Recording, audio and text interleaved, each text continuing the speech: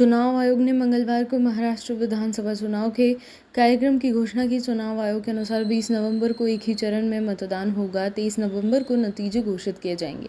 इस बीच मुख्य चुनाव आयुक्त राजीव कुमार ने कहा कि बुधवार को एक खास वजह से चुना गया है। उन्होंने कहा, महाराष्ट्र के लिए एक ही चरण में होगा। अधिसूचना की तारीख 22 अक्टूबर, नामांकन की अंतिम तिथि 29 अक्टूबर, जांच 30 अक्टूबर, नाम वापसी की अंतिम तिथि 4 नवंबर और मतदान की आखिरी तारीख 20 नवंबर होगी और मतगणना 23 नवंबर को होगी। उन्होंने कहा कि बुधवार को चुनाव कराने का फैसला जानबूझकर किया गया है। उन्होंने कहा, आप देखेंगे कि मतदान की तारीख बुधवार है। ये जानबूझकर किया गया है और हमने कोशिश की है कि यह सप्ताह के मध्य में हो ताकि शहरी उदासीनता के मुद्दों को संभाला जा सके। चुनाव आयोग ने कहा कि झारखंड में 13 और 20 नवंबर को 2 चरणों में चुनाव होंगे। दोनों राज्यों के लिए मतों की कीमतें 23 नवंबर को होगी। मुख्य चुनाव आयुक्त राजीव कुमार ने एक प्रेस कॉन्फ्रेंस में कहा, महाराष्ट्र में 9.43 करोड़ मतदाता हैं, जबकि झारखंड में 2.6 करोड़ मतदाता हैं। भाजपा एकनाथ शिंदे की अगुवाई वाली शिवसेना और एनसीपी के अजीत पवार के साथ मिलकर महाराष्ट्र में सत्ता बरकरार रखने की इच्छुक है। कांग्रेस, एनसीपी, शिवसेना का महाविकास अघाड़ी गठबंधन भी सत्ता वापस जीतने की कोशिश करेगा। हाल ही में हुए लोकसभा चुनावों में विपक्ष में एमवीए गठबंधन ने महाराष्ट्र की 48 में से 31 सीटें जीती थी। भारत और अमेरिका ने अमेरिका के विदेशी सैन्य बिक्री कार्यक्रम के माध्यम से एक अंतर सरकारी समझौते के जरिए जनरल एटॉमिक्स द्वारा निर्मित 31 MQ-9B सशस्त्र high altitude long endurance remotely piloted aircraft system की खरीद के लिए $3.5 बिलियन का सौदा किया। रक्षा मंत्रालय ने कहा कि 31 MQ-9B स्काई सी गार्जियन हेल सिस्टम की ट्राई सर्विस खरीद के लिए अमेरिकी सरकार के साथ एक अनुबंध पर हस्ताक्षर किए गए। मंत्रालय ने सोशल मीडिया पर कहा, भारत में डिपो लेवल मेंटेनेंस, रिपेयर और ओवरऑल के जरिए इन आरपीएस के प्रदर्शन आधारित लॉजिस्टिक्स के लिए general Atomics global India private limited के साथ एक और अनुबंध पर हस्ताक्षर किए गए हैं। रक्षा सचिव गिरधर अरामने की उपस्थिति में अनुबंधों पर हस्ताक्षर किए गए और 08JBU-39B LSDB निर्देशित परीक्षण वाहन लाइव फ्यूजन के साथ अन्य 31 MQ-9B UAV भारतीय नौसेना के लिए 15C गार्जियन और 16 स्काई गार्जियन भारतीय सेना और वायुसेना के 8 के सौदे को पिछले सप्ताह सुरक्षा पर कैबिनेट समिति द्वारा औपचारिक रूप से मंजूरी दी गई। साथ ही 2 परमाणु हमलावर पनडुब्बियों के स्वदेशी निर्माण के लिए एक और प्रमुख सौदे को भी मंजूरी दी गई थी। विदेश मंत्री एस जयशंकर शंघाई सहयोग संगठन के एक सम्मेलन में भाग लेने के लिए पाकिस्तान पहुंचने वाले हैं। दोनों पड़ोसी देशों के बीच संबंधों में जारी तनाव के बीच वर्षों में भारत यह पहला उच्च स्तरीय दौरा होगा।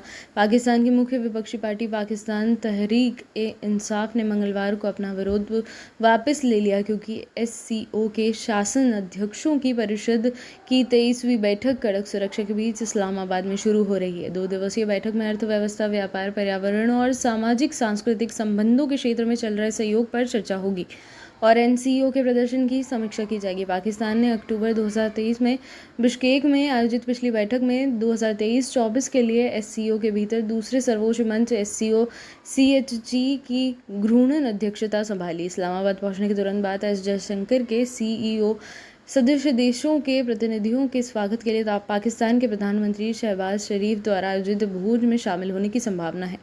मामले से परिचित लोगों ने कहा कि दोनों पक्षों ने पहले ही एससीओ प्रमुखों के शिखर सम्मेलन के मौके पर एस जयशंकर और उनके पाकिस्तान समकक्ष इशाक डार के बीच किसी भी द्विपक्षीय वार्ता से इनकार कर दिया है। पिछले सप्ताह मुंबई के बांद्रा में महाराष्ट्र के पूर्व मंत्री बाबा सिद्दीकी की सनसनीखेज हत्या के मामले में मुंबई पुलिस को जिन संदिग्धों की तलाश है उनमें से एक से अप्रैल में अभिनेता सलमान खान के आवास के बाहर गोलीबारी के बाद भी पूछताछ की गई थी, लेकिन सबूतों के अभाव में उसे छोड़ दिया गया था। पुलिस ने कहा कि उनकी जांच में शुभम लोनकर सिद्दीकी की हत्या के प्रमुख साजिशकर्ताओं में से एक के रूप में उभर रहा है, जो 3 बार विधायक और एनसीपी के अजीत पवार गुट का सदस्य था। सूत्रों ने कहा कि सलमान खान के बांद्रा स्थित आवास गैलेक्सी अपार्टमेंट के बाहर गोलीबारी के बाद लॉरेंस बिश्नोई गिरोह का प्रमुख सदस्य माना जाने वाला लोनकर उन लोगों में से एक था जिन्हें पूछताछ के लिए उठाया गया था। मामले में पूछताछ के दौरान कई लोगों ने कथित तौर पर उसका नाम लिया था। सूत्रों ने कहा कि लोनकर पर गोलीबारी मामले में संदिग्धों को शरण देने का आरोप था, लेकिन कोई ठोस सबूत नहीं मिलने के कारण उसे छोड़ दिया गया।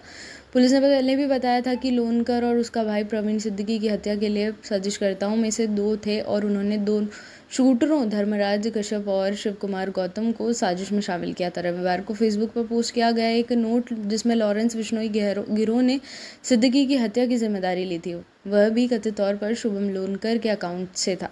प्रवीण को रविवार शाम पुणे से गिरफ्तार कर लिया गया, जबकि शुभम अभी भी फरार है। सोमवार को पुलिस ने कोर्ट में आधिकारिक तौर पर यह बताने के लिए किया है कि सिद्दीकी की हत्या के पीछे बिश्नोई गिरोह का हाथ हो सकता है। महाराष्ट्र इलेक्शन 2024 पर भाजपा की राज्य इकाई के प्रमुख चंद्रशेखर बावनकुले कहते हैं, भाजपा और महायुति चुनाव लड़ने के लिए तैयार है। अगर हम महायुति सरकार के कार्यकाल की तुलना उद्धव ठाकरे सरकार के कार्यकाल से करें तो मुझे पूरा विश्वास है कि जनता हमें पसंद करेगी। जनता पीएम मोदी के नेतृत्व में महाराष्ट्र के लिए किए गए विकास के लिए वोट करेगी। विपक्ष के पास कोई घोषणा पत्र या विजन नहीं है।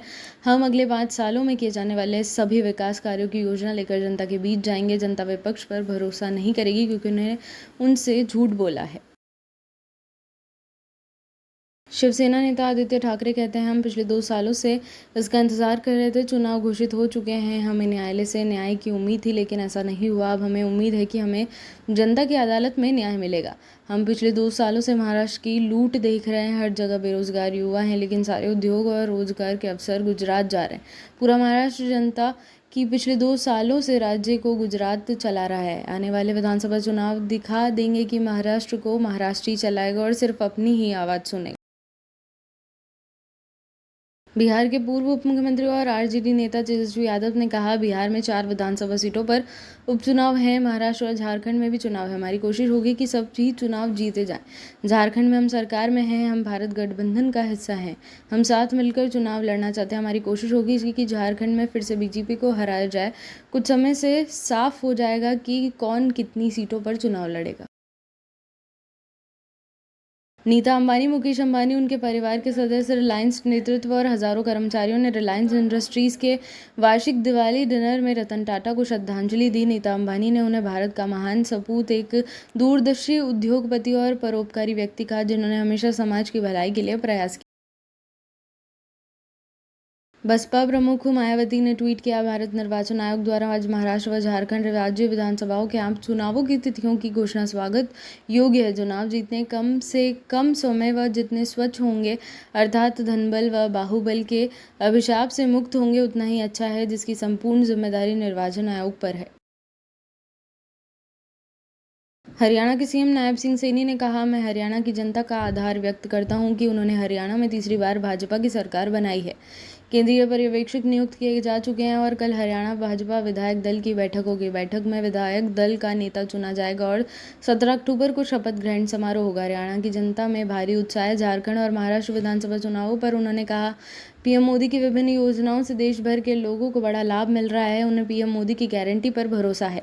महाराष्ट्र और झारखंड में भाजपा की सरकार बनेगी। कांग्रेस झूठ बोलकर जनता में भ्रम पैदा करती है। जनता ने कांग्रेस पार्टी पर भरोसा करना छोड़ दिया है। भारत कनाडा विवाद पर केंद्रीय मंत्री हरदीप सिंह पुरी ने कहा, किसी भी प्रतिनिधि को सभी सरकारों के लिए चिंता का विषय होना चाहिए और मैं अपनी व्यक्तिगत क्षमता में बोल रहा हूं। मैं महत्रे मामले को जानता हूं, जिसके बाद मैंने उस देश में काम किया था। मैंने भारत का प्रतिनिधित्व करने वाले लोगों के लिए अन्य खतरों को भी देखा है। यह समझ से परे है कि अभिव्यक्ति की स्वतंत्रता के नाम पर आप तस्वीर की अनुमति देते हैं। सोशल मीडिया में मिशन के प्रमुख का चित्र, इन सभी चीज़ों पर हमारी प्रतिक्रिया अनुकरणीय रही है। वे इसे तब महसूस करेंगे जब हम अपनी प्रतिक्रिया को मापना शुरू करेंगे। विदेश मंत्रालय के बयान ने मुझे गर्व से भर दिया है।